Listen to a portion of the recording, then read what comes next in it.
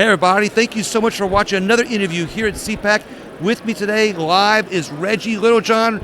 Reggie, how are you doing today? I really appreciate you being on my show today. Oh, I'm doing great. Thank you so much for having me. You know, ever since I learned about you and looking into you and seeing how much you're fighting for freedom, I can't thank you enough. Not just for being here, but putting yourself out personally for our country and for our freedoms. Thank you so much for that. Well, thank you so very much. I really appreciate it. First off, how can people find more about you before I ask you some questions? Well, I have two websites. One is womensrightswithoutfrontiers.org, womensrightswithoutfrontiers.org, and the other one is stopvaxpassports.org. That's stopvaxpassports.org. So one of the things I think has happened with our country is our freedoms are under attack. Yes. And a lot of people don't realize, I repeat this often, they think we have the First Amendment, the Second Amendment, and religious freedom. They don't realize how many other freedoms are under attack.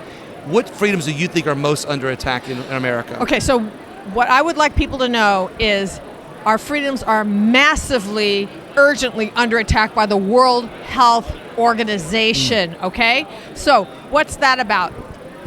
Right now, the World Health Organization is finalizing two different agreements that will seriously injure our national sovereignty. So if these go through, one is the amendments to the international health regulations, right. The other one is like a pandemic agreement, really a treaty. If these go through, it's going to initiate a international global biotech surveillance state. And the way it's going to do this is, number one, these agreements require surveillance, like they want to surveil us for possible health events, but that's just an excuse to just surveil us, okay? So they're going to do this through vaccine passports, smart health IDs, which they've already done a contract with Deutsche Telekom to create these, and these international digital IDs can support the same platform as the China social credit system. Not only that, but they want to give the Director General of the World Health Organization the ability to decide when there is a public health emergency of international concern. And everybody will have to comply. Well, yes, because he can direct what the response is going to be inside of the United States and all over the world, and it's not just for actual health emergencies. It's also for potential emergencies. And also under the One Health regime, it's not just about human health, it's also about animal health, plant health, the health of the environment. So he can declare, and all of this is in this treaty? Yes. So they're able to stop the world with a single treaty that we're going to have to live by if this president signs this treaty. Is that correct? Right.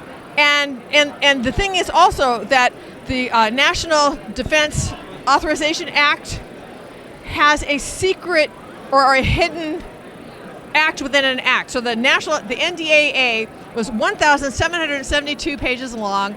It was slammed through on December 23rd, 2022, the very end of the last Congress. Oh, and on page 950 is the Pandemic Preparedness Act of 2022. And that act has a loophole in it that that basically authorizes the United States to follow and adhere to and comply with any international instrument that deals with health. So it's like pre-approved. Right, exactly. It's not going to go through our Senate. What do you think is the best way to fight this? Or what is the best way to fight for our freedom? How do we win this? How do we end this freedom robbing process? Well, follow me on Getter at Real Reggie Littlejohn.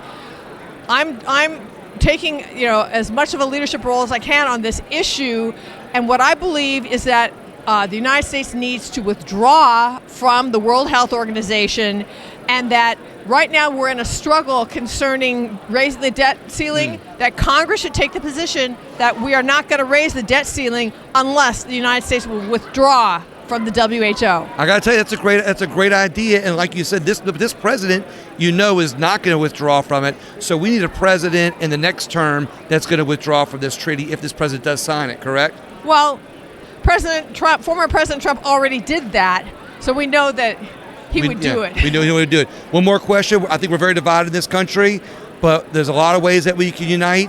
What do you think is the best way that we can unite in this country to help? I just think that we all need to unite, and this is not a Democrat versus Republican situation. This is a people who care about the sovereignty of our country. We need to all unite to withdraw from the WHO so that we do not lose our sovereignty as a country and also as our our own personal medical freedom.